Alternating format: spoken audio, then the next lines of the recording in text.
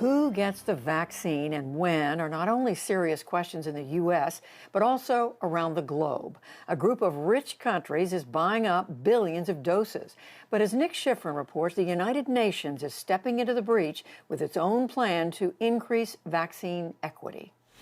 On a tarmac in Western Africa, Ghanaians welcome a European vaccine delivered by an Arab airline manufactured in India, sponsored by the United Nations. That global effort is the UN's COVAX program, and Anne-Claire Dufay is UNICEF's Ghana representative. This is really a historic moment. Today, we are very happy to receive the first batch of COVID-19 vaccines through the COVAX facility. The 600,000 doses of AstraZeneca vaccine is the beginning of what the UN calls the largest procurement, distribution, and supply operation in world history. It's designed to deliver 1.3 billion vaccines this year to more than 90 low and middle-income countries. Vaccine equity has been a global call. From South Africa, which has recorded half the continent's deaths, President Cyril Ramaphosa. We are all not safe if some countries are vaccinating their people and other countries are not vaccinating. To Mexico, which last week received the Pfizer vaccine, President Andrés Manuel López Obrador. These are things that we want to see at the UN, that there be equity. The UN says residents in just 10 countries have received 80% of the world's shots. Europe has ordered 2.5 billion doses for 500 million residents. COVAX is hampered by limited supply and logistical challenges. The UN calls that a, quote, catastrophic moral failure. Secretary General Antonio Guterres. The latest moral outrage is the failure to ensure equity in vaccination efforts. But countries ahead of the curve are pursuing vaccine diplomacy. Israel has vaccinated a higher percentage of its population than any country. And now Prime Minister Benjamin Netanyahu, who visited a gym on Sunday, promises to share excess vaccine with partners in the region and world. Russia launched an English-language campaign, V for Victory, or V for Sputnik V vaccine. Sputnik V is the first registered vaccine against COVID-19 in the world.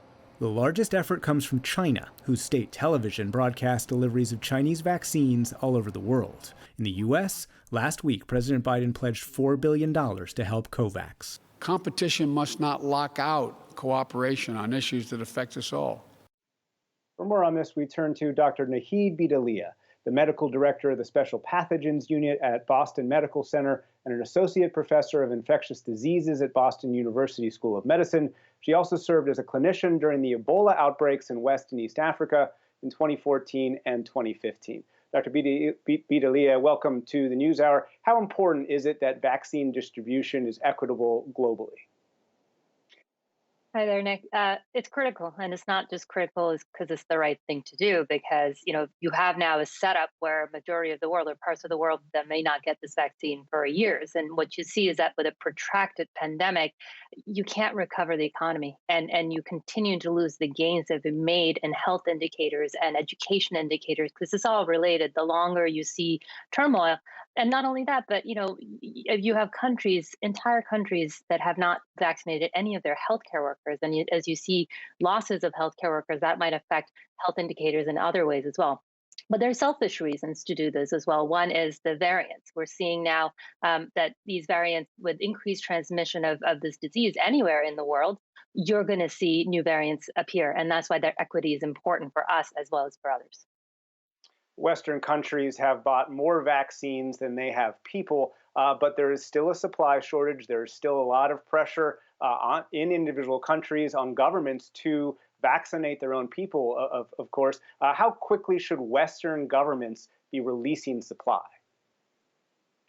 Well, I think the big part of this is every country is going to have to make a decision. But I would say as soon as we can. Last week's dedication, the commitment that President Biden made was important because it also then made further commitments possible from European Union and others. But money is actually not the only issue, right? Because what the Director General of the WHO has said is that it's just the availability of the vaccines. And so part of this is going to be tied to how quickly the richer countries can make manufacturing capacity grow, not just for their own constituents, but also for the global community. I think we should be donating a portion personally as we go along, because this will help ensure that the resilience remains in the rest of the world, and it protects us from those variants, as I said. Part of the question of that supply, of course, is the newer vaccines. Just today, Johnson & Johnson got pretty good marks from the FDA, and it does not need the ultra cold storage that we've seen previous vaccines need. How important is it that new vaccines come along to try and solve that supply problem? Well, the big good news about Johnson & Johnson is not just the fact that it can handle, refrigeration at normal rates versus the Pfizer vaccine, which currently requires ultra freezing temperatures, which may change because they've submitted new data to FDA for warmer temperatures. But it's also that it's one dose, and it can actually reduce risk for death and hospitalization to 100% after 28 days. And so it's both the dosing, but also because in many resource limited settings, maintaining that cold chain to get to the last mile is going to be important. So absolutely important. We have candidates that do that now, the AstraZeneca and Johnson & Johnson, and we're hoping potentially Novavax as well.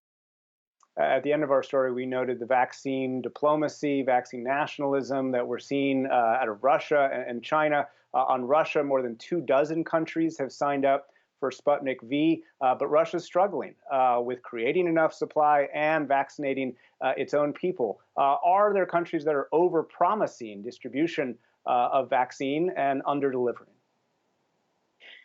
Well, currently, I think it's a little too early to tell. I think part of this will be how not only how much can be sent, but how much can be actually timely distributed in those resource limited countries.